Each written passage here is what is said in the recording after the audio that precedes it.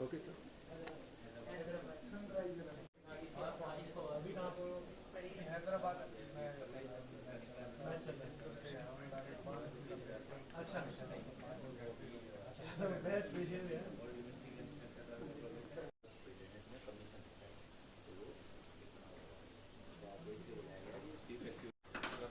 मेवाती भाषा में बोलना है कि वो ऐसा नहीं है ना।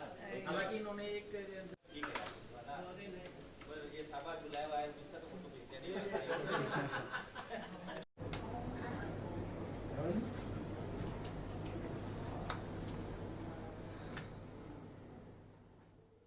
आने वाली 25 तारीख को लोकसभा चुनाव होने वाले हैं और मेवातीन की ये शिकायत आ रही है कि ये वोट नहीं डालते, इनकी परसेंटेज बहुत कम है।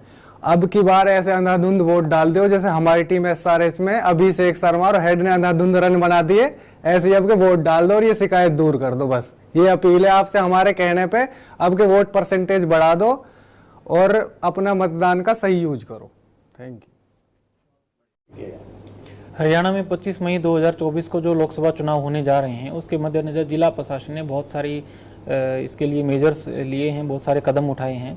इसमें सबसे पहला कदम जो है वो ज़्यादा से ज़्यादा लोगों को मतदान करने के लिए जागरूक करने की मुहिम है।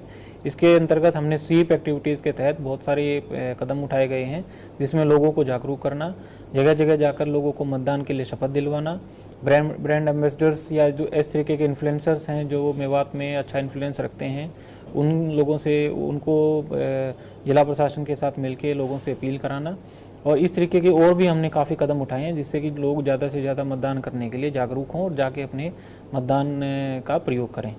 सर इसमें भी जो हमारी स्वीप एक्टिविटीज़ है ये उसके अंतर्गत ये एक मुहिम है जिसमें कि लोगों को जागरूक करने के लिए हमने इस तरीके के होर्डिंग्स और बैनर्स लगाए हैं सो दैट लोगों को पता चले कि 25 मई को हमारे यहाँ पर वोटिंग होने जा रही है और लोग इसके प्रति जागरूक हों और वो खुद भी और अपने आसपास जो अपने पड़ोस में रहने वाले लोग हैं उनको भी इस चीज़ के लिए जागरूक करें कि हमें 25 तारीख को जाकर ज़्यादा से ज़्यादा मात्रा में वोटिंग करानी है। और जिला प्रशासन की तरफ से भी यही सभी नू जिला वासियों से ये अपील रहेगी कि आप ज़्यादा से ज़्यादा मात्रा में जाकर मतदान का प्रयोग करें, क्योंकि ये आप देखिए लोकतंत्र का एक पर्व है जिसमें कि हम हर 5 साल में अपने वोट का जो अधिकार है उसका प्रयोग करके अपने लिए अपनी सरकार चुनते हैं। तो ये आपके लिए हम जिला प्रशासन की तरफ से सभी लोगों की तरफ से ये अपील है कि आप ज़्यादा से ज़्यादा अमाउंट में जाके वोटिंग करें। देखिए उस बैठक में जो ये एक रूटीन बैठक होती है जिसमें कि इलेक्शन कमीशन की तरफ से भी जो हमारे अधिकारी आए हुए होते हैं, ऑब्जर्वर्स होते हैं, वो सभी जिला के अधिकारियों के साथ मीटिंग करके जायजा लेते हैं कि किस तरीके की तैयारियां हमने चुनाव के लिए करी हैं।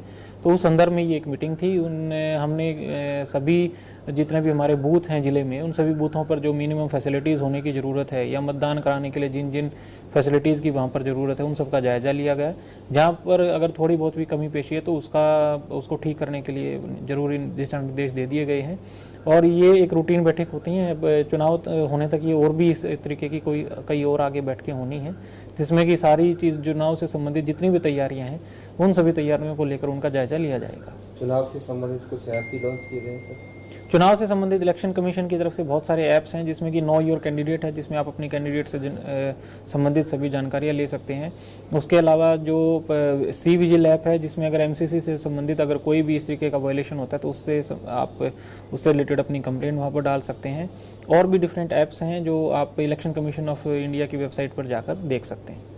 सर कल बैठक में कुछ नए बूथ्स बनाने की भी बात सामने आई थी कि इस बार कुछ नए बूथ बनाए गए हैं, क्या कहेंगे? जो नए बूथ बनाए गए हैं ये वो बूथ्स हैं, ऑक्सिलरी बूथ्स हैं जहां पर मतदाता की जो संख्या है वो 1500 से ज़्यादा है। तो इलेक्शन कमीशन ऑफ इंडिया की गाइडलाइंस के अनुसार कुछ हमने नए बूथ्स बनाए हैं, या फिर वो बूथ्स जहां पर बेसिक फैसिलिटीज़ नहीं थी या फिर जहाँ पर किसी कारणवश वो बिल्डिंग्स जो है अब उस अवस्था में नहीं है कि वहाँ पर सही तरीके से वोटिंग कराई जा सके। तो हमने इस वजह से कुछ बूथ्स को जो है हमने वहाँ से रिप्लेस किया है या चेंज किया है या फिर नए बूथ्स बनाने का काम किया है।